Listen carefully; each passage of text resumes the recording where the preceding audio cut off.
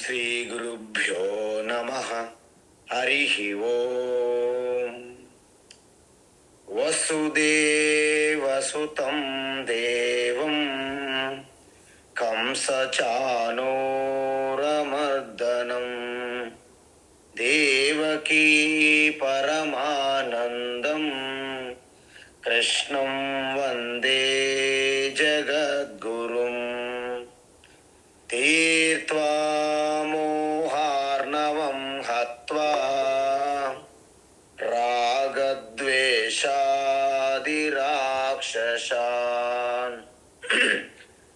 శీతాశాంతిసమాయుక్త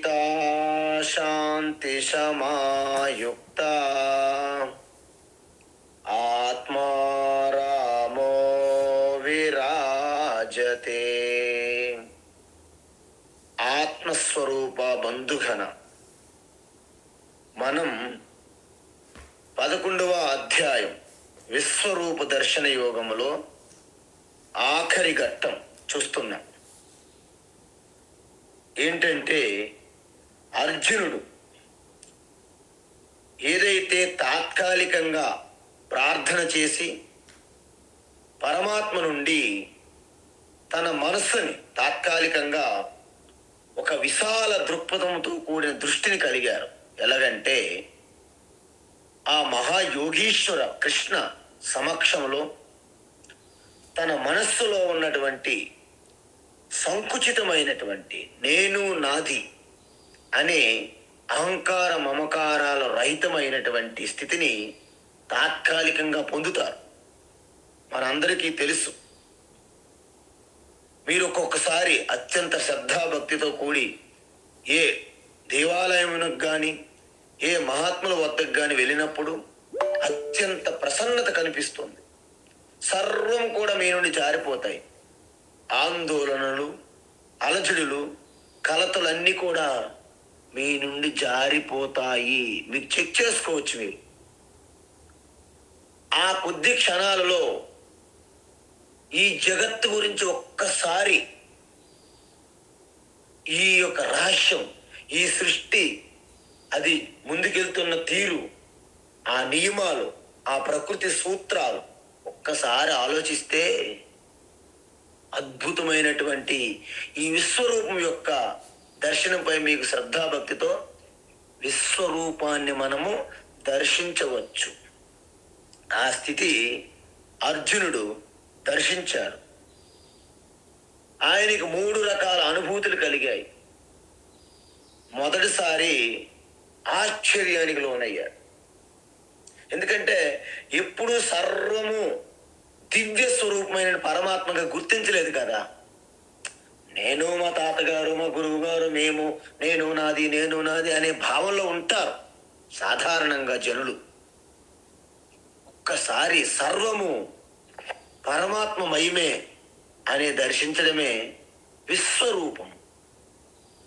విశ్వరూపములో భగవాను శ్రీకృష్ణులో ఎటువంటి మార్పు లేదు. అర్జును మనస్సులో కలిగిన మార్పే విశ్వరూప దర్శనం కలిగినది.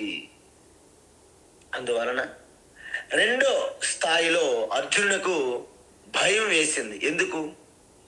సృష్టి అంత అద్భుతమైన సృష్టి నిర్మాణం ఓకే, అనేక దేవీ దేవతల ప్రకృతి చూస్తున్నాడు ఓకే, కానీ ఆ ప్రళయ స్థితిగా ఉన్నటువంటి పరమాత్మ అంటే భయంకరమైన కోరలుగా, మృత్యుదేవతగా, ఆ కాల తత్వముగా కోరలతో, అగ్ని జ్వాలలతో ఆ దృశ్యాన్ని చూసి భయం, భీతి చెందాడు. ఆ స్థితి నుండి మెల్లగా అర్జునుడు ఇక అల్టిమేట్ సంపూర్ణంగా శరణాగతితో కూడినటువంటి ఒక అంకిత భావంతో ఉన్నటువంటి భక్తి ప్రదర్శించారు. ఇక 3వ స్థితి, ఆ భక్తి ఒక తారాస్థితిలో అర్జునుడు భగవాన్ శ్రీకృష్ణుని కీర్తిస్తూ, స్తుతి చేస్తూ, నేను చాలా ఆనందించాను, కానీ ఈ భయంకరమైనటువంటి ముఖము నేను చూడలేకున్నాను. కాబట్టి గుడ్ ఓల్డ్ డేస్ అంటే మనం ఎలాగైతే హే కృష్ణ, ఏ యాదవ, హే ఫ్రెండు అని హ్యాపీగా సుఖంగా పిలుచుకునే ఆ దేవకీ వసుదేవుల యొక్క పుత్రుడైనటువంటి హే వాసుదేవ కృష్ణ, నీ సాధారణ రూపం నాకు కనిపించు అని ప్రాధేయపడ్డాడు. అయితే భగవాన్ శ్రీకృష్ణ ఏమంటున్నారంటే, హే అర్జున, నీవు విశ్వరూపం దర్శించాలని ప్రార్థించావు. నీ భక్తిని శ్రద్ధని నేను మెచ్చుకొని నీకు ప్రసన్నుడునై ఈ తాత్కాలికమైనటువంటి నీ మనస్సు శుద్ధి, అంతఃకరణ విశాల దృక్పథం కలిగే విధంగా నా యోగ శక్తిని ఉపయోగించాను. అర్జున, తవ ఇద విశ్వరూపం దర్శితం ఆత్మయోగాత్. నా యోగ శక్తి, నా తపశ్శక్తి, నా యోగ శక్తి ద్వారా నీ అంతఃకరణ మనస్సు ప్రశాంతత పొంది విశ్వరూపాన్ని ప్రేమించి దర్శించే దృష్టిని నీ కల్పించాను తాత్కాలికంగా. అంటే ఇక్కడ ఆత్మ అంటే విశ్వరూపం యొక్క, యోగాత్ అంటే మాయాశక్తి ఈశ్వర ఆధీనంలో ఉంటుందని చెప్పాం కదా. ప్రకృతిని స్వామధిష్టాయ సంభవామి అహం ఆత్మమాయే అని చెప్పారు 4వ అధ్యాయంలో. అందువలన ఈ సత్వ రజస్తమో తమస్ గుణానాం సంయోజనే యోగ శబ్ద ఇది ఉచ్యతే అంటారు. యోగ అంటే అనేక అర్థాలు ఉంటాయి, కానీ ఈ 3 గుణాలు మాయను నా స్వాధీనంలో ఉంచుకొని నీలో ఉన్నటువంటి 3 గుణాల మాయను నేను ప్రభావితం చేశాను. అంటే నీ మనస్సుని ప్రశాంతత చెందించి భయము, అలజడులు, టెన్షన్లు అన్నీ తీసివేసి విశాలమైన దృష్టిని నేను తాత్కాలికంగా కలిగించాను. అందువలన నువ్వు ఈ రూపాన్ని చూడగలిగావు. ఎందుకు చూపించారు? నీ భక్తిని మెచ్చాను నేను, నీ యొక్క శరణాగతిని మెచ్చాను. అందుకే ప్రసన్నేనా, నీ భక్తికి మెచ్చి నేను తేజోమయం, అత్యంత దివ్యమైనటువంటి తేజో రాశిం. అంటే చూడండి, అనేక పాల పొంతలు, మిల్కీ ఓషన్స్, తర్వాత మిల్కీ వేస్, తర్వాత నక్షత్రాలు, సూర్యులు లాంటివి కొన్ని లక్షలు. ఆ సూర్యుని ప్రకాశం కూడా కనీసం తెలియనటువంటి ఆ విశ్వరూప దర్శనం అనేది తేజోమయము. తేజోరాశిం సర్వతో దీప్తిమంతం అన్నారు. అందువలన విశ్వం అంటే ఇవన్నీ కలిసి ఉన్నటువంటి రూపము. వివిధ ప్రత్యయ గమ్యం విశ్వం అంటే ఏంటి? అనేక శబ్ద, స్పర్శ, రూప, రస, గంధాలన్నిటిలో కూడాను ఆ విశ్వరూపంలోనే మనము దర్శించవచ్చు. అనంతం, దానికి దేశకాల పరిమితులు లేవు. ఆద్యం అంటే మొట్టమొదటి, సృష్టి లేనప్పుడు కూడా సృష్టి కంటే ఆదిగా మొట్టమొదటి విరాట్ రూపంగా సృష్టించినటువంటి ఆ స్థితిని పురుష సూక్తంలోను మనం అన్నింటిలో కూడా చూసాం ఇంతకుముందు. తస్మాత్ విరాట్ జాయతే విరాజో ఆది పురుష సజాతో అత్యరిచ్యత పశ్చాత్ భూమి మతో పురః అని చూసాం. తస్మాద్వా ఆత్మన ఆకాశ సంభూత ఆకాశాత్ వాయు వాయోరగ్నిః అద్భ్య పృథివీ పృథివ్యా ఓషధయాత్ అన్నం అన్నాత్ పురుషః అని వేదం చెప్పింది అనమాట. కాబట్టి ఇవన్నీ కూడా ఒకే రూపంలో దర్శించాడు అర్జునుడు. అయితే ఈ విరాట్ రూపం చూసిన తర్వాత అన్యే త్వదన్యేన నదృష్టు పూర్వం, నువ్వు తప్ప ఇంకెవరు చూడలేదంటున్నారు. అది మీకు ఒక డౌట్ రావచ్చు, స్వామీజీ అర్జునుడు తప్ప ఇంకెవరు చూడలేదంటున్నారు, అది ఎంతవరకు నిజము? ఎందుకు? మనమే చెప్పాం, యశోదమయ్యకి బాలకృష్ణుడిగా ఉండేటప్పుడు తన నోరు ఓపెన్ చేయమంటే విశ్వరూపాన్ని దర్శించారు, విస్మయానికి గురి అయ్యారు అమ్మగారు. మరి కురుసభలో ఆ యొక్క విశ్వరూప ప్రదర్శనతో ఆ కౌరవ సభ అంతా కూడా దిగ్భ్రాంతికి గురయ్యింది. మరి ఇవన్నీ ఏమిటి అంటే, విశ్వరూపం అంటే వాస్తవానికి శ్రీకృష్ణ పరమాత్మ మ్యాజిక్లు చేయట్లేదు. వాళ్ళందరికీ తాత్కాలికంగా ఆ మనస్సు సంకుచితమైనటువంటి పరిమితమైనటువంటి నేను నాది అనే ఈ సంకుచిత పరిచ్ఛిన్న భావనల నుండి అపరిచ్ఛిన్న అనంతమైన విశాల దృక్పథం వాళ్ళ మనస్సులో కలిగిస్తే అంత విశ్వరూపమే చూస్తారనమాట. యద్భావం తద్భవతి. అప్పుడు వాళ్ళ భావనలో మార్పు తీసుకొచ్చే విధంగా కృష్ణ పరమాత్మ కొద్దిగా సహాయం అందిస్తారనమాట. అప్పుడు మీరందరూ కూడా ఈ జగత్తునే విశ్వరూప భగవంతునిగా మీరు నిత్యము దర్శించవచ్చును. అయితే ఇక్కడ విశ్వరూప దర్శనాన్ని, దాన్ని స్తుతించడానికి, దాన్ని పొగడడానికే భగవాన్ ఏమంటున్నారంటే, ఇంతకుముందు ఎవరూ చూడలేదు నీలాగా అని చెప్తున్నారు. ఎందుకు పొగడాలి? మన పిల్లలు చిన్నవాళ్ళు ఉంటారు, పెద్దవాళ్ళు ఉంటారు. పెద్దవాళ్ళు ఎలాగో చదువు ఉన్నారు, కానీ చిన్నవాళ్ళు మనం పొగుడుతాం.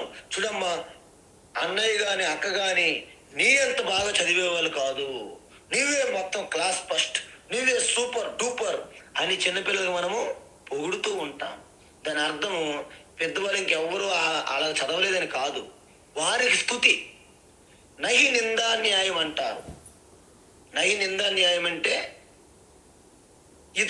ఇతరులను మనం నిందించడం మన ఉద్దేశం కాదు, వీరిని పొగడమే మన ఉద్దేశం. కాబట్టి వాళ్ళందరికంటే నువ్వు బాగా చదివావు అని అంటాం. అప్పుడు వీళ్ళు పొగడత మీద మనం దృష్టి పెట్టాలి తప్ప వాళ్ళని అవమానించారనుకోకూడదు. ఈ దృష్టితో మనం తర్వాత శ్లోకం మనము చూడాలి. 48వ శ్లోకం అమ్మా. నవేదయజ్ఞాధ్యయనైర్నదానైః నవేదయజ్ఞాధ్యయనైర్నదానైః నవేదయజ్ఞాధ్యయనైర్నదానైః న చ క్రియాభిర్న తపోభిరుగ్రైః న చ క్రియాభిర్న తపోభిరుగ్రైః న చ క్రియాభిర్న తపోభిరుగ్రైః ఏవం రూపం శక్య అహం నృలోకే ఏవం రూపం శక్య అహం నృలోకే ఏవం రూపం శక్య అహం నృలోకే ఏవం రూప శక్య. ఓకే. ద్రష్టుం త్వదన్యేన కురు ప్రవీరా ద్రష్టుం త్వదన్యేన కురు ప్రవీరా ద్రష్టుం త్వదన్యేన కురు ప్రవీరా న వేదయజ్ఞాధ్యయనైర్నదానైః న చ క్రియాభిర్న తపోభిరుగ్రైః న వేదయజ్ఞాధ్యయనైర్నదానైః న చ క్రియాభిర్న తపోభిరుగ్రైః న వేదయజ్ఞాధ్యయనైర్నదానైః న చ క్రియాభిర్న తపోభిరుగ్రైః ఏవం రూప శక్య అహం నృలోకే ద్రష్టుం త్వదన్యేన కురు ప్రవీరా ఏవం రూపశక్య అహం నృలోకే ద్రష్టుం త్వదన్యేన కురు ప్రవీరా ఏవం రూపశక్య అహం నృలోకే ద్రష్టుం త్వదన్యేన కురు ప్రవీరా. ఉత్తమం. ఎప్పుడైతే అర్జునుడు ఇక విశ్వరూపాన్ని ఇంకా కంటిన్యూగా చూడలేకపోతున్నాడో, ఎప్పుడైతే ప్రార్థన చేశాడో, ఇక్కడ మనం చూసాం చతుర్భుజ రూపేణ అన్నాడు. ఇక్కడ అర్జునుడు చతుర్భుజ రూపం అంటే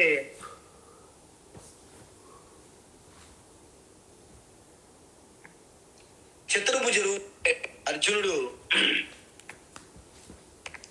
కృష్ణ పరమాత్మ 4 భుజములతో ఉన్నాడని కాదు, కానీ ఆయన ఎప్పుడైతే ఈ భయంకరమైన విశ్వరూపం నుండి ఒక్కసారిగా విస్మయానికి గురయ్యి, భయానికి గురయ్యి, తర్వాత పూర్తి శరణాగతి అయ్యారో, 4 రకాల భక్తులను రక్షించే కృష్ణ పరమాత్మ అని చతుర్భుజమని వాడ ఉండొచ్చు. లేకపోతే అర్జున కన్ఫ్యూజ్ అయిపోయి చతుర్భుజ అని పదమైన వాడి ఉండొచ్చు అని కొంతమంది మహాత్ములు చెప్తుంటారు.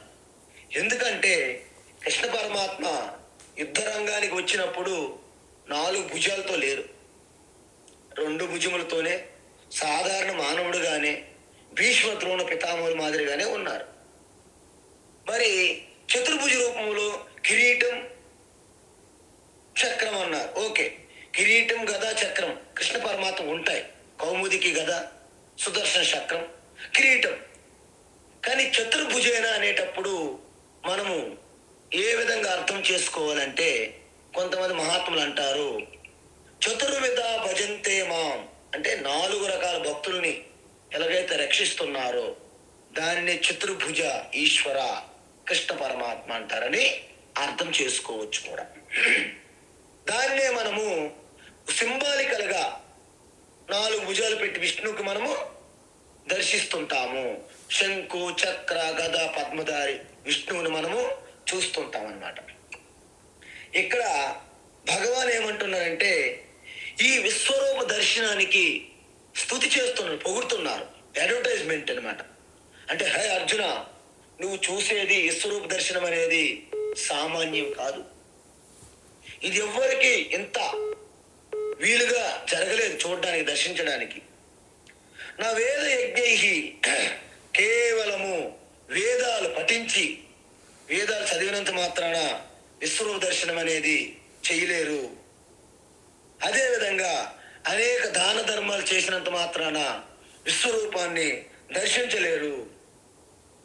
అనేక ఘోరమైన తపస్సులు, శారీరక తపస్సులు, శరీరాన్ని పూర్తిగా కృషింపజేసి దాన్ని కష్టింపజేసి అనేక రకమైనటువంటి ఘోర తపస్సులు చేసే వాళ్ళు కూడా విశ్వరూపాన్ని దర్శించలేరు. ఏవం రూప, ఈ విధంగా నువ్వు దర్శించే విశ్వరూపము నిరులోకే అంటే ఈ మధ్యలోక మానవ లోకంలో నీకంటే వేరేవారెవరు ఇంత స్పష్టంగా దర్శించలేదు అంటున్నాం. అంటే ఇక్కడ ఎవ్వరికి దక్కలేదే కాదు, అంటే అర్జునుడికి భక్తిని ఇక్కడ పొగుడుతున్నారు భగవాన్. ఇప్పుడు మీకేమర్థమైందంటే ఇక భక్తిని పూర్తి స్థాయిలో పొగుడుతున్నారు పరమాత్మ కృష్ణ. కాబట్టి అనేక సాధనలు ఉన్నాయి ఆత్మతత్వంలోకి ప్రవేశించడానికి. ఈ సాధనలన్నింటిలో కూడా ఉత్తమమైనటువంటి సాధనము భక్తి.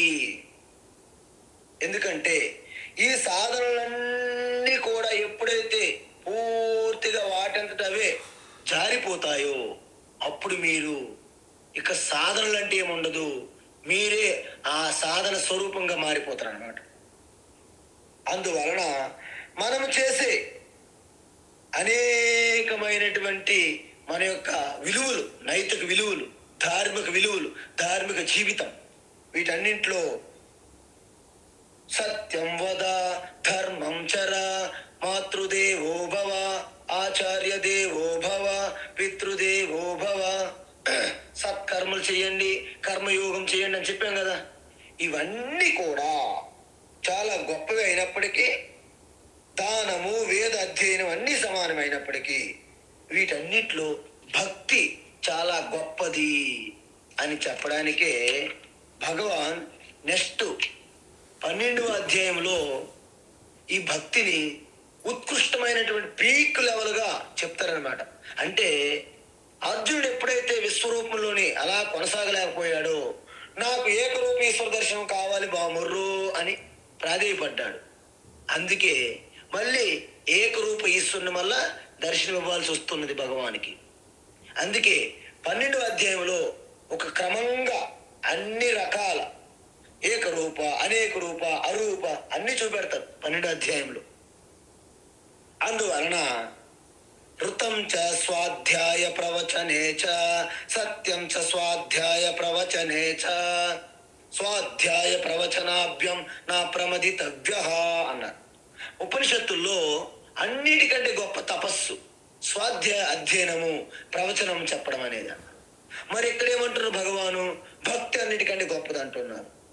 దీన్ని బట్టి మనకేమర్థమైంది అంటే సందర్భం బట్టి అని మనం అర్థం చేసుకోవాలి. వేదాధ్యయన, వేదాలు నిత్యం అధ్యయనం చేస్తే విశ్వరూప దర్శనము అవ్వదు.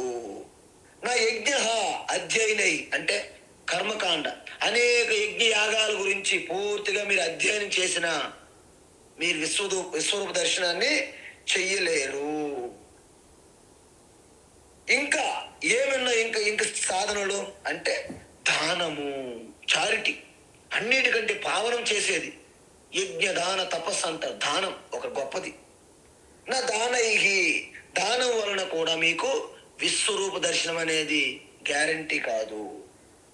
అందుకే ఉపనిషత్తుల్లో శ్రద్ధయా దేయం, అశ్రద్ధయా దేయం, శ్రియా దేయం, హ్రియా దేయం, భియా దేయం, సంవిదా దేయం.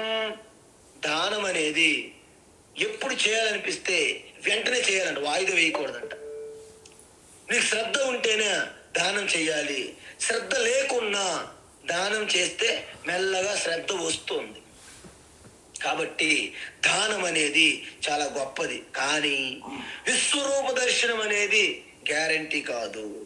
నచ క్రియాభిహి, అనేకమైనటువంటి కర్మలు, లౌకిక కర్మలు, వైదిక కర్మలు, ఎన్ని కర్మలు చేసినా విశ్వరూప దర్శనం కాదు.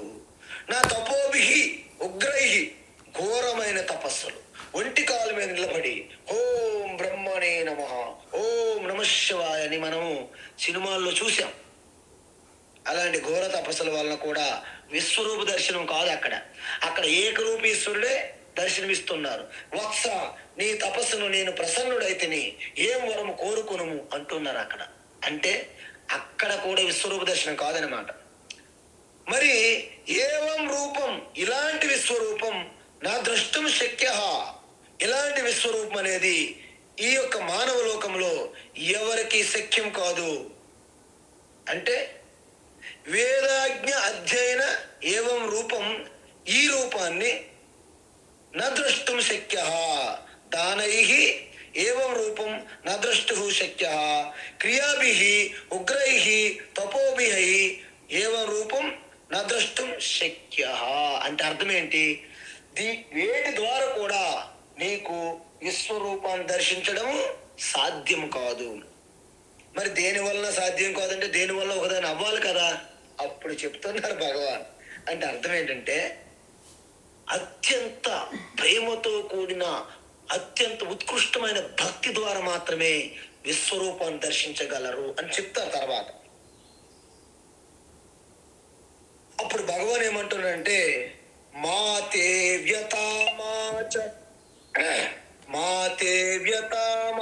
విమూఢ భావః, మాతే వ్యథామాచ విమూఢ భావః, మాతే వ్యథామాచ విమూఢ భావః, దృష్ట్వా రూపం ఘోరమేదృన్మమేదం, దృష్ట్వా రూపం ఘోరమేదృన్మమేదం,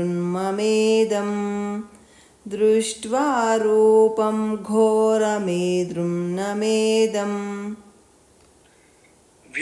వ్యపేతభిప్రీతమానః పునస్త్వం, వ్యపేతభిః ప్రీతమనః పునస్త్వం, వ్యపేతభిః ప్రీతమనః పునస్త్వం, తదేవ మే రూపమిదం ప్రపశ్య, తదేవ మే రూపమిదం ప్రపశ్య, తదేవ మే రూపమిదం ప్రపశ్య. మాతే వ్యథామాచ విమూఢ భావః, దృష్ట్వా రూపం ఘోరమేదృన్మమేదం, మాతే వ్యథామాచ విమూఢ భావః, దృష్ట్వా రూపం ఘోరమేదృన్మమేదం, మాతే వ్యథామాచ విమూఢ భావః, దృష్ట్వా రూపం ఘోరమేదృన్మమేదం. ఉత్తమం. అయితే ఇక్కడ భగవాన్ ఏమంటున్నాడంటే దృశ్యలోకములో త్వదన్యేన ఏ కురు ప్రవేర, నువ్వు తప్ప వేరే ఎవరు నా విశ్వరూపాన్ని చూడలేరు అన్నారు. అంటే దాని అర్థం ఏంటి? ఎవరు ఏది అంత తీవ్రమైనటువంటి తపనతో అర్జిస్తారో అదే పొందుతారు. ఇప్పుడు ఆకలి, అన్నమో రామచంద్రుని ఆకలిగా అలమటించిపోతున్న వారికి, బాబురా నీకు భగవద్గీత చెప్తానంటే, నాకు భగవద్గీత వద్దు స్వామి, ఆకలేస్తుంది, ఏదైనా అన్నం కానీ రొట్టి కానీ పెట్టు అంట. అక్కడ నీటి సమస్యతో ఇబ్బంది పడుతున్న వారికి నీరే అన్నిటికంటే కావాలి. ఈవెన్ విష్ణుమూర్తి చతుర్భుజ 4 భుజములతో దర్శనమిచ్చిన అమ్మ మీకేం కావాలి? స్వామి మాకు 2 బిందెలు మంచినీళ్ళు కావాలంట. ఎందుకు? త్రాగడానికి మంచినీరు లేదు. ఆ విధంగా అర్జునుడు ఏదైతే అత్యంత తపనతో తప్పించి నాకు విశ్వరూప దర్శనం కావాలని కోరుకు, ఇప్పుడు అదే భక్తితో కృష్ణ నేను నీ యొక్క కాలతత్వ స్వరూపమైనటువంటి ముఖాన్ని చూడలేకపోతున్నాను, ప్రసన్నుడు కమ్ము అని ప్రార్థించారు. మనం కూడా కేవలం భక్తికే ఆ విశ్వరూప దర్శనం వస్తుంది తప్ప అనేక రకమైనటువంటి మనము ఈ గారిడీలు ఏదైతే చేస్తాం, మ్యాజిక్లు గారిడీలు, వీటి వలన విశ్వరూప దర్శనం కలగదు. అంటే సంపూర్ణ భగవత్ శరణాగతి ద్వారే ఈ విశ్వమంతా ఈశ్వరుని శరీరంగా మీకు అనుభూతి కలుగుతుంది. అదే జగత్ యొక్క స్వరూపం ఈశ్వరుడు కాబట్టి జగదీశ్వర తత్వాన్నే విశ్వరూపం అంటారు. అందువలన అప్పుడు ఏదైతే భయపడిపోతున్నారో, ఎందుకంటే భయం వల్లే కదా నీ రూపం చూడలేను కృష్ణ, నువ్వు సాధారణ కృష్ణ నా ఫ్రెండ్గా ఉండే రూపాన్ని చూపెట్టు అన్నాడు. ఇక్కడ చూపెట్టు అంటే కృష్ణులో ఏ మార్పు లేదు, ఈయన దృష్టిలో మార్పు జరగాలి. ఇప్పుడు ఎలా అంటే, అర్జున నువ్వు విశ్వరూప దర్శనానికి సిద్ధంగా లేకపోతే నిన్ను బలవంతం పెట్టను. మీ అందరికి అదే చెప్తున్నా. అమ్మ అయ్యలారా, మీరందరికీ కూడా విశ్వరూప జగత్తుని దర్శించాలని మీకు ఇంకా మీరు సిద్ధంగా లేకపోతే, మీరు కేవలము ఒకే రూపంగా పరిమితమై ఉన్న ఈశ్వరుని కూడా మీరు ఉపాసన పూజ చేయొచ్చు భక్తితో.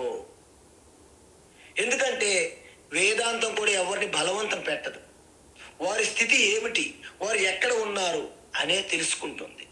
ఓహో వీళ్ళు శారీరకంగా ఎక్కువ కర్మ చేసే తత్వంగా ఉన్నారా, అయితే ఓకే నువ్వు కర్మలే చెయ్యి, కానీ చేసేవన్నీ కూడా ఈశ్వరునికి పూజగా అర్చన చెయ్యి. వచ్చినటువంటి ఫలితం ఏదైతే ఉందో ఈశ్వర ప్రసాదంగా స్వీకరించు. రమణ మహర్షి కూడా, ఆయన ఆత్మతత్వం ఎప్పుడూ చెప్తున్న వ్యక్తి కూడా దీని గురించి చెప్పారు. ఏంటి?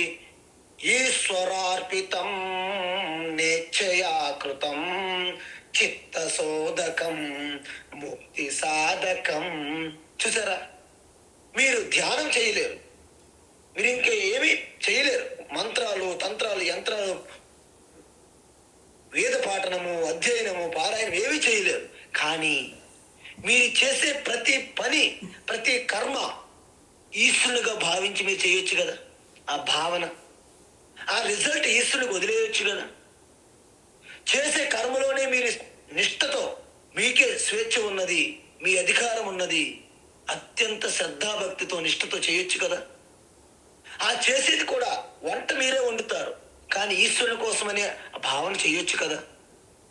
మన ఇంటికి వచ్చిన అతిథులకి, మన బిడ్డలకి, మన కుటుంబ సభ్యులకి మీరు అన్నం పెడతారు, వాళ్ళందరిలో ఈశ్వరుడు అంతర్యామిగా ఉన్నాడని భావన చెయ్యొచ్చు కదా. దానినే కర్మయోగం అంట. అంతఃకరణం అనేది, మనస్సు అనేది విశాల దృక్పథము స్వచ్ఛంగా మారిపోవడం వలన విశ్వరూప దర్శనం అనేది మీకు సులభం అయిపోతుంది. దానినే దివ్యచక్షువు అన్నారు పరమాత్మ. కాబట్టి ఈ విధంగా మీకేం ఇబ్బంది లేదు అర్జున, ఇంకా నువ్వు భయపడకు. అందువలన కొంతమంది అంటారు, స్వామి మాకు ఈ ధర్మము లేని, గుణాలు లేని, రూపము లేని, రసము లేని అలాంటి భగవంతుడు, ఈ యొక్క ఆకాశంలో వ్యాపించి ఉన్న భగవంతుడు నాకు వద్దు. నాకు ఎలాంటి భగవంతుడు కావాలి?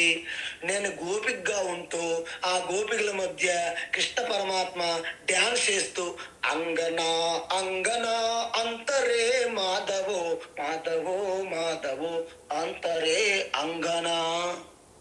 ఈ గోపికలందరితో కలిసి కృష్ణ పరమాత్మ ఆ రాసలీల, ఆ క్రీడలు, ఆ డ్యాన్సులు చేసే అలాంటి అనుభూతి నాకు కావాలి, మళ్ళీ నేను గోపికగా పుట్టాలి అని కొంతమంది ఇచ్చి అడుగుతారు, కోరుకుంటారు కూడా. అమ్మ నీకు మోక్షం వద్దా? బాబు స్వామి నాకు మోక్షం వద్దుగాక వద్దు, మరేం కావాలి? గోపికగా నాకు కావాలి, కృష్ణ పరమాత్మతో కలిసి ఆ రాసలీల డ్యాన్స్ చేయాలంటారు కొంతమంది. ఇంకొంతమంది అంటారు బాలకృష్ణుడికి యశోదమయ్యేలాగా ఆలనా పాలన చెయ్యాలి అంటారు. అలా అనేక రకాలుగా కోరుకుంటారు. వాళ్ళకి మోక్షం అంటే అసలు వద్దో మొర్రో అంటారు వాళ్ళు. అందువలన ఇక్కడ కూడా అర్జునికి ఏమంటారంటే మాతే వ్యథ, నువ్వు భయపడకు అర్జున. ఇప్పుడు ఈ విశ్వరూపంగా కాలతత్వం చూసి భయపడుతున్నావు కదా, డోంట్ బి ఫియర్, భయపడవద్దు అర్జున. ఎందుకు? మాచ విమూఢ భావ, నీ యొక్క విమూఢత్వం అంటే స్టన్ అయిపోయాడు అర్జునుడు, స్తబ్దత. ఒక్కొక్కసారి మీకు ఆశ్చర్యం కలుగుతుంది. మీకు కష్టకాలంలో ఉన్నది, ఒక 1000 రూపాయలు అప్పు దొరకట్లేదు, ఎక్కడ చిక్కట్లేదు, మీకు 1 కోటి రూపాయలు లాటరీ పేలింది, మీరు ఎలాగుంటారు చెప్పండి ఒకసారి, ఊహించుకోండి ఒకసారి. మీరు అందరూ కూడా 1000 రూపాయలు అప్పు దొరకట్లేదు, ఇబ్బంది పడుతున్నారు, మీకు 1 కోటి రూపాయలు కౌన్ బనేగా కరోడుపతిలో పేలింది 1 కోటి రూపాయలు, మీరు ఎలా ఉంటారు? స్టన్ అయిపోతారు అనమాట. దాన్నే విమూఢ భావ అంటారు. అంటే హఠాత్తుగా మనం ఊహించిన జరిగింది అనుకోండి, స్టన్ అయిపోతాం. మీరు మెల్లగా వీధిలో నడిచి వెళ్తున్నారు, ఒక్కసారి భయంకరమైనటువంటి ఏనుగు మీ ముందుకు వచ్చేస్తుంది, మీరేమవుతారు? అప్పుడు స్టన్ అయిపోతారు. అంటే దీన్ని స్తబ్ధి భావన అంటారు. అందువలన మాచ, don't be stun, don't be confuse, don't be fear, భయపడవద్దు, స్టన్ అయిపోయి కన్ఫ్యూజన్ అవ్వద్దు. ఎందుకు? దృష్ట్వా రూపం, ఈ రూపాన్ని చూసి నువ్వు అలాంటి స్థితిలోకి వెళ్ళాల్సిన పని లేదు. ఏ రూపము? ఘోరమీదృన్ ఇదం, అంటే ఈ భయంకరమైనటువంటి కోరలతో అగ్ని జ్వాలలతో ఉన్నటువంటి విశ్వరూపాన్ని చూసి నువ్వు భయపడకు, నువ్వు స్టన్ అయిపో అక్కర్లేదు. తేజోమయం విశ్వమనంతవాద్యం, కాబట్టి ఈ రూపాన్ని చూసి నువ్వు కళ్ళు తిరిగి పడిపోతారు. కొంతమంది అయితే మాటలు రావు, కొంతమందికి అయితే ఆశ్చర్యపోతారు, కొంతమంది భయంతో భీతిల్లిపోతారు. అందువలన నువ్వేం టెన్షన్ పడవద్దు అర్జున. త్వం తదేవ మే రూపం ప్రపశ్య, అంటే సరే నువ్వు కోరుకున్న రూపాన్ని దర్శించు. వ్యపేత భీహి, ఏ మాత్రం కూడా నువ్వు భయపడవద్దు. పునః వ్యపేత భీ, మళ్ళీ నువ్వు ఇంకా భయపడని పని లేదు. ఎందుకు? ప్రీత మనాహ, అంటే ప్రసన్న చిత్రుడైనటువంటి నా యొక్క దేవకి వసుదేవ పుత్రుడైనటువంటి ఆ యొక్క శ్రీకృష్ణుడు అయినటువంటి నీ మిత్రుని స్వరూపాన్ని నువ్వు దర్శించు, భయపడవద్దు అని నచ్చ చెప్పారు. ఇప్పుడు మీరు చూడండి, అర్జునుడు ప్రాధేయపడ్డాడు. అర్జునుడికి ఆ రూపము మళ్ళీ కనిపించే విధంగా కృష్ణ పరమాత్మ ఏం చేయాలి? అర్జును మనస్సులో ఆ భావాన్ని మళ్ళీ పెంపొందించాలి. అంటే ఎలాగా? మళ్ళీ గుడ్ ఓల్డ్ మళ్ళీ అర్జునుడు ఏమో కురుక్షేత్రానికి వచ్చాడు, పాండవ పుత్ర, భీష్ముడు పితామహ, ద్రోణాచార్య గురువు గారు, మన శ్రీకృష్ణ పరమాత్మ ఫ్రెండు, ఇలాంటి భావన మళ్ళీ ఆయనలో చూపించాలి. అప్పుడేమవుతుంది? అర్జునుడికి ఈ విశ్వమంతా ఈశ్వరమయమనే రూపము నుండి నేను కృష్ణ రథం మీద ఉన్నాడు, నా రథసారథి అనే భావంలో తీసుకొస్తున్నాడు అర్జునుడు. అది తీసుకురావాలంటే కొంత అడ్జస్ట్మెంట్ జరగాలి కదా. అర్జునుడే మాట్లాడట్లేదు, కృష్ణ పరమాత్మ ఏమే ఆ పనిలో ఉన్నాడు, మళ్ళీ ప్రసన్న రూపంగా అర్జునుడికి భావన కలిగించే విధంగా. ఈ మధ్యలో ఏం చేయాలి? టీవీ అనుకోండి, ఏదో మంచి సౌండో లేకపోతే కామెంటరో ఏవో వచ్చేస్తాయి. ఇక్కడ టీవీ కాదు కదా ఇది. అందువలన అప్పుడు సంజయుడు ఎంటర్ అయ్యాడు. ఏమంటున్నాడు? సంజయ ఉవాచ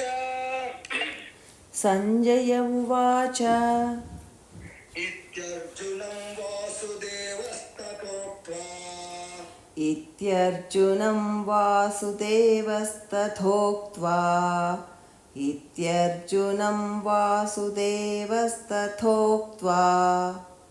స్వకం రూపం దర్శయామాస భూయః स्वकं रूपं दर्शयामास भूयः स्वकं रूपं दर्शयामास भूयः ఆశ్వాసయామాస చ భీతమేనం आश्वासयामास च भीतमेनम् आश्वासयामास च भीतमेनम् భూత్వా పునః సౌమ్య వపుర్మహాత్మా भूत्वा पुनः सौम्यवपुर्महात्मा भूत्वा पुनः सौम्यवपुर्महात्मा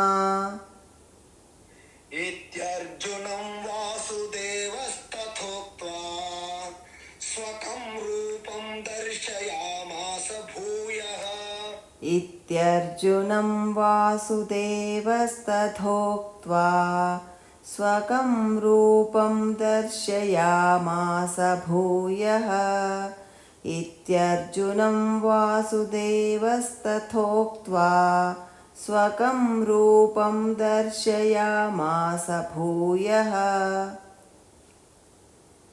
ఆశ్వాసయామాస చ భీతమేనం భూత్వా పునః సౌమ్య వపుర్మహాత్మా आश्वासयामास च भीतमेनं भूत्वा पुनः सौम्यवपुर्महात्मा आश्वासयामास च भीतमेनं भूत्वा पुनः सौम्यवपुर्महात्मा ఉత్తమం.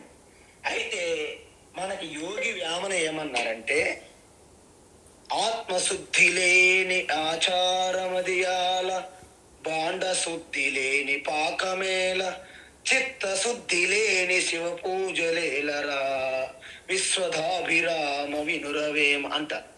అంటే అర్థం ఏంటి?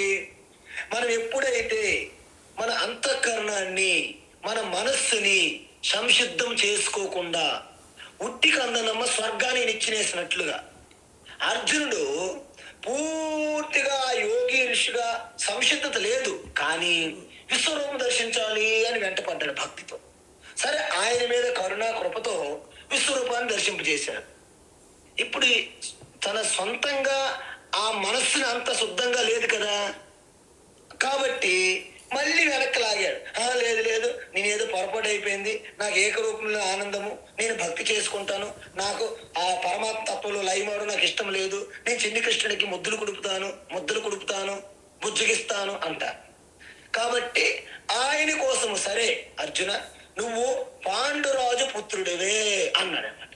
ఓహో, అవును కదా, నేను పాండురాజు పుత్రుడిని, నేను దేవకి వసుదేవుని పుత్రుడినే. అయిపోయింది కృష్ణార్జునుడు, మన ఇద్దరం ఫ్రెండ్స్. ఓకే, ఇక ఫ్రెండ్స్ అనేగాన రూపం నుండి ఒక్కసారి అర్జునుడికి తగ్గిపోయింది అనమాట భావన. యద్భావం తద్భవతి. ఇప్పుడేంటి, కృష్ణ పరమాత్మ నా లాంటి ఒక మిత్రుడు, నా మిత్రుడే అనే భావనలోకి వస్తున్నాడు అనమాట.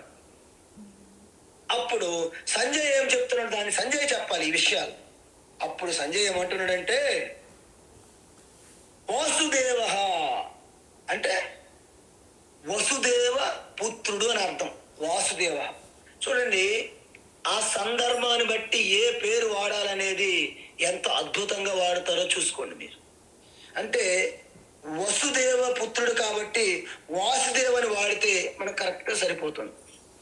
కాబట్టి వాసుదేవ అర్జునం అంత అర్జునుడితో ఇతి ఉక్త్వా ఈ విధంగా చెప్పాడు ఏమని, సరే అర్జున నువ్వు భయపడకు, నీకు మొదటి ప్రసన్నమైనటువంటి కృష్ణ స్వరూపాన్ని చూసే విధంగా నేను నీకు సహకరిస్తాను అని చెప్పాక ఏమంటున్నారు, స్వకం రూపం దర్శయామాస భూయః, మళ్ళీ తన ఏకరూప ఈశ్వర తత్వమైనటువంటి దేవకి వసుదేవ పుత్రుడైనటువంటి ఆ గోపాలనందన స్వరూపాన్ని చూపెడుతున్నారు. వసుదేవ సుతం దేవం కంసచానూరమర్దనం, ఆ రూపాన్ని చూపెట్టారు. ఏంటి, ఆశ్వాసయామాస చ భీతమేనం అంటే తన రూపాన్ని అనేక రూప ఈశ్వరుల నుంచి ఏకరూపానికి మార్చినా కూడా అర్జునుల్లో భయం పోదు. మీకు ఒకటి తెలుసా, మన స్వప్నంలో భయంకరమైన అవుతుంది అనుకోండి, స్వప్నం నుంచి బయటపడ్డారు, కానీ ఇంకా మీ చెమట్లు, మీ భయము, మీ గుండె దడ వదలదు. ఒక్కొక్కసారి మనకి ఒక భయంకరమైనటువంటి ఆశ్చర్యానికి గురవుతాం. ఆ తర్వాత మనకి ఎంత బుజ్జగిచ్చినా, అమ్మా నాన్నలు వచ్చి మనకి ఎంత సెట్ చేసినా ఆ ఏడుపు నుండి ఇంకా బయటపడలేం. దాన్ని భీతిల్లిపోయాడు కాబట్టి, దాన్ని పూర్తిగా భయాన్ని ఇంకా తొలగిపోలేదు కాబట్టి, దాన్ని మెల్లగా తల్లి ఎలాగైతే తన ఒడిలో తీసుకొని అలా బుజ్జగిస్తుందో, అర్జునుడిని ఒక తల్లిగా కృష్ణ పరమాత్మ బుజ్జగిస్తున్నారన్నమాట. భీతం ఏనం ఆ రూపం నుంచి పూర్తిగా ఆశ్వాసనం కలిగిస్తున్నాడు, ఓదారుస్తున్నాడు. ఎలా? సౌమ్య వపుః భూత్వా, అత్యంత ప్రసన్నమైనటువంటి ఆయన కృష్ణ. ఆయన ఏం యుద్ధం చేయగలడండి? ఆయన చేతిలో మురళి ఉంటుందండి. వనమాలి మురళీధారి, వనమాలి మురళీధారి. ఆ వేణుగానముతో ఆ గోవుల్ని కూడా అత్యంత సంపుష్టిగా తన పాలనిచ్చే విధంగా, సకల ప్రకృతి కూడా ఎంతో నాట్యం చేసే విధంగా ఆ గానం చేసే వ్యక్తి. అలాంటి కృష్ణ పరమాత్మని ఇప్పుడు సౌమ్య ప్రసన్న స్వరూపాన్ని చూపెట్టి ఆ యొక్క అర్జునుడి యొక్క భీతి, భయాన్ని ఓదరుస్తూ పోగొట్టారన్నాడు. మహాత్మా అంటే అనేక రూప విశ్వరూప. ఇక్కడ కూడా మీరు జాగ్రత్తగా ఆలోచించాలండి. ఎందుకంటే ఇంతవరకు సరిగ్గా ఆ విశ్వరూపం నుండి, మహాత్మ విశ్వరూపం నుండి ఏకరూప ప్రసన్న రూపంగా వచ్చాడు అర్జున. ఈ విధంగా అర్జునుడు శ్రీకృష్ణ యొక్క ప్రసన్న రూపాన్ని చూసి మెల్లగా తన యథాస్థితికి వస్తున్నాడు. ఆ విధంగా కృష్ణ అర్జునుడికి ఓదారుస్తున్నారు అని చెప్పి సంజయ మహాశయ ధృతరాష్ట్రుడు చెప్తున్నాడు జరిగినటువంటి కథ. అంటే కురుక్షేత్రంలో ఏది జరుగుతుందో అదంతా కూడా రికార్డింగ్ అన్నమాట. ఎవరికి? సంజయ ధృతరాష్ట్రుడు చెప్తున్నాడు. ఇప్పుడు అర్జునుడు అడిగిన దానికి కృష్ణ పరమాత్మ ప్రసన్న రూపం దర్శించేటట్లు అర్జును మనస్సుని సెపరేట్ చేశాడు కృష్ణ పరమాత్మ. అప్పుడు ఎప్పటిలా ఉన్న జగత్తుగా చూస్తున్నాడు అర్జునుడు అనమాట. అయితే అప్పుడు అర్జునుడు ఏం చెప్పాలి? దానికి ధన్యవాదాలు చెప్పాలి కదా. కాబట్టి ఆ ధన్యవాదాలు ఏంటో రేపు చూద్దాం. తర్వాత చివరి ఘట్టం అనేది రేపు మళ్ళీ కొనసాగిద్దాం. హరి ఓం తత్సత్. సర్వం శ్రీకృష్ణార్పణమస్తు.